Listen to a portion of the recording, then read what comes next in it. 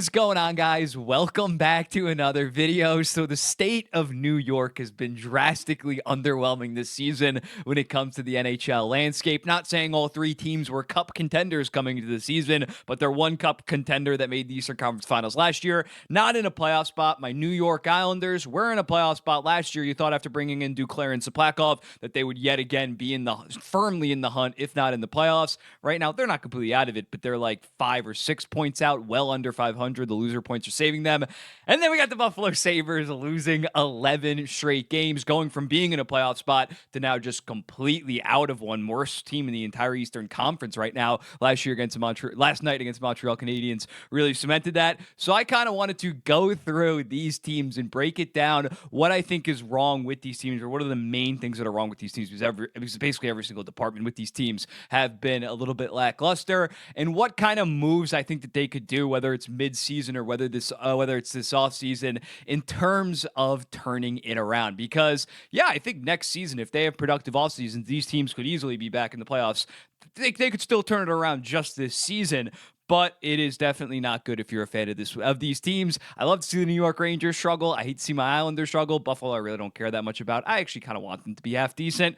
But yeah, let's get into it. Let's not waste any time. And we're going to start with everyone's favorite New York Rangers. Last night, they got shut out by the Nashville Predators. That is about as low as it gets. Imagine telling someone before the season that the Predators and the Rangers would be playing in mid-December, and like both of the teams would be Nashville far, far out of a playoff spot. New York out of one by a couple points. But yeah, with the New York Rangers, I think it's pretty obviously their defense, their overall team defense. It's not just the defense core, which has been very underwhelming. It's also the forwards. Simple back checking when looking at it on breakaways, losing a man end up being right in front of the net. It has been very, very bad overall. I think with the defense core, that is a thing that you really need to attack, considering the fact someone like Mika Zibanejad, even though he's playing like shit, you're not going to trade him. You just can't, considering he has 5 years left at $8.5 million.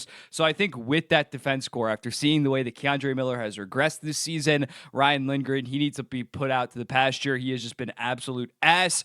It's been Adam Fox, and even he has been kind of underwhelming this season. So I think that they do need to target, maybe package Chris Kreider in some assets in order to get a legit top four, arguably top pair defenseman. Right now, their prospect pool doesn't really have any of those. EJ Emery, I think, is a very good defensive defenseman, but he has like 1 point in 20 games at the college level. I know that offense points isn't the end of the world, but you cannot be relying on that guy being a serious impact guy. So I think you need to go out there. Someone will take Chris Kreider, considering the fact he still is only making $6.5 million. But yeah, I would put together some kind of package for a Jake Wallman. If San Jose is thinking we're not going to give him some big deal, he's up after the end of next year. I don't think they're going to be too hot on giving him some like 6-7 year deal that he could get on the open market, that a team like New York might have to overpay to get him to be there long term. So if there was a package for like a Jake Wallman, obviously a guy like Rasmus Anderson really comes to mind in terms of a team that might be going through a rebuild soon and he's cost controlled, doing something along the lines of that. Packaging Chris Kreider to prove to the guys that are still stuck on this team. Again, Trocheck has a bunch of term.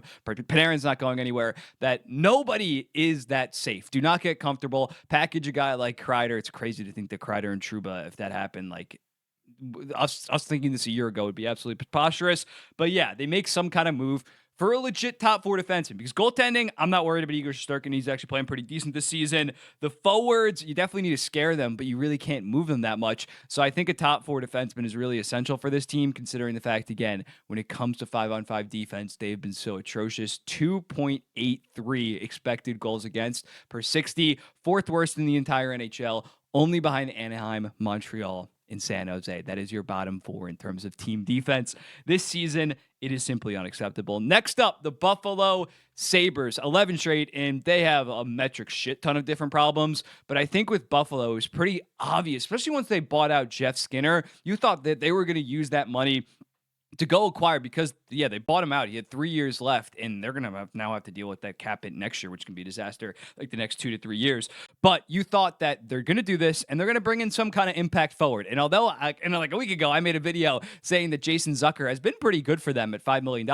That was the only move that they made. So as a result, you had guys like Zach Benson, Jack Quinn, having Ryan McLeod, having to play these elevated roles, serious middle six roles that they maybe just aren't really, maybe not Ryan McLeod's a little bit up there in age, but Jack Quinn and Zach Benson just aren't quite ready to take on at this point. I really like JJ Peterka, but they needed to add another sniper, another playmaker into their top six if they at all wanted to be a serious threat. Because when you look at them this season, they're 22nd in the entire NHL in goals per game. Again, during that 2023 season, they were an offensive dynamo. They were third in the entire NHL, only behind the Boston Bruins to set the points record, and the Edmonton Oilers, who had like the best power play of all time, I think, that season.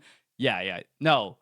Yeah, that was that season. But when looking at the Sabres, it's bad. And especially the power play unit just isn't that intimidating outside of Tage Thompson and Rasmus Dahlin. And as a result, it's clicking at 13.8%. We thought last year it was as bad as it could get. They were only at 16.6%, which was fourth worst. Now they're in third. They're only better than the Boston Bruins and the New York Islanders. We're going to talk about those special teams a lot when we get to them. But yeah, they need to bring in some veteran top six forwards. Like, you run out with such a young team, and especially once a guy like Dylan Cousins regresses massively like we saw this season. I know you couldn't really predict fully that, but they should have brought in a veteran guy. That should have been a Tyler Toffoli, a Sean Monahan, maybe take a run at an Anthony Duclair. The fact that they did none of that, didn't really bring in an impact guy, more of just like a depth middle six kind of guy in Jason Zucker. As a result, the offense yet again has stalled out this season. And also, I just don't think Lindy Ruff's that good of a head coach, and I hated that hiring. But with the Buffalo Sabres, I know the defense core also hasn't been that good, but they're pretty young. I think they're going to figure it out. They definitely need a veteran right-handed defenseman. Like, all of their guys are goddamn lefties, and all of them are pretty young when looking at their top four. So yeah, they definitely need a veteran right-handed defenseman, but they also need to add some goddamn wingers. Spend some money. They left like $6 million in cap space this summer. That is absolutely pathetic for a team that is in year 7 of year like 15 of a goddamn rebuild at this point. Like, you got to spend to the cap in this league. I understand if you're like a Montreal or a San Jose and you were taking on bad contracts, you're not even trying to make the playoffs this season. But Buffalo, after last year's disappointment, you thought that they would be aggressive. But Terry Pegula just cares about his Buffalo Bills right now, doesn't really give a shit about the Buffalo Sabres. And as a result, they lacked the firepower the last 2 seasons that we thought that they had after the 2023 season. Cousins definitely hurts in that regard. But yeah, it has been ugly for the Buffalo Sabres. I still really like some of their young guys, but again, you can't just throw them in serious middle six roles and expect you to be a playoff type team. You got to have a good balance relative to that. My New York Islanders. Now let's talk about them. Back-to-back losses to the Hurricanes. And then on Sunday, it was a really embarrassing loss to the Chicago Blackhawks. Obviously, what this team needs, what this team is lacking right now is offense. No shocker here. Goal scoring. They're fifth in the entire NHL in goal, or fifth worst in the entire NHL in goals per game.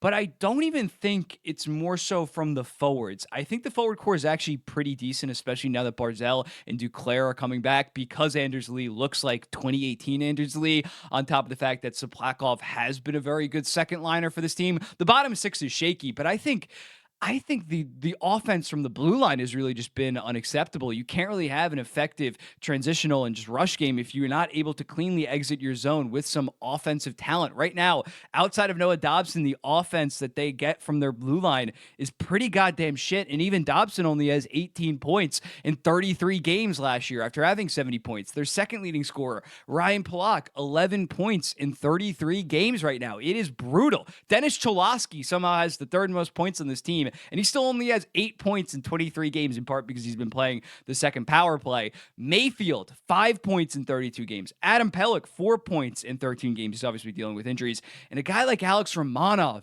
2 points in 22 games. Isaiah George looked like he was providing an offensive spark when he initially got called up. Only 3 points in 17 games. They need to add a legit puck-moving defenseman to play with Scott Mayfield on that third pair. I know that won't massively change the team, but get a legit guy. You're obviously not going to split up Pelech and Polak, and you're probably not going to split Romanov and Dobson actually is good defensively or offensively. But yeah, bring in a legit good top 4 defenseman. He will have to play with Scott Mayfield most likely, but they need to be able to generate some offense with the blue line, because I am not seeing that at all. I'm actually not that worried about the forward core at this point.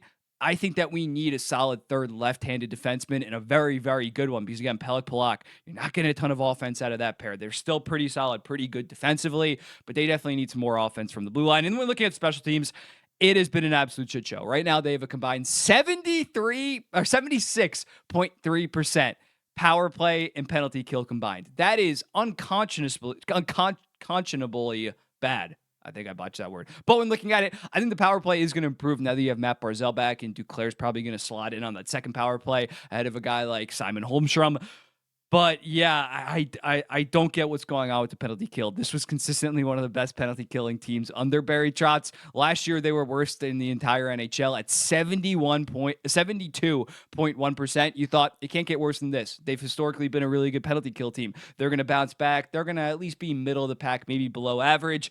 They are somehow at 64.3%. I don't even know how to fix it at this point. They've rotated guys around. Maybe Patrick Waugh just can't fucking coach a penalty kill. And I'm sorry, I would not lose any sleep if Patrick Waugh got fired at this point, considering the fact that you look at something like special teams, something that you maybe have more control over than, say, a 5-on-5 system. He has not made the adjustments necessary in order to improve this. Again, it is historic. I don't have the data on it, but 76.3% combined. It wouldn't surprise me if it's the worst ever. I don't have the data on that. I think the 2020 Detroit Red Wings were last or second to last in both regards. They were still like 84, 85%. So the fact that special teams have been so bad has cost them massively when blowing these third period. They have calmed down a little bit on the blowing third period leads, but early on in the season, shit like that is just unacceptable. So for my New York Islanders, I think they definitely need to add a very good left-handed offensive defenseman and just figure out fire the coaches, fire the assistant coaches at this point because they are so clearly not adapting and doing their job. It is an absolute disgrace right now as a New York Islanders fan. But yeah, let me know in the comments. This was a little bit of a rant. I'll be seeing the next one. Peace.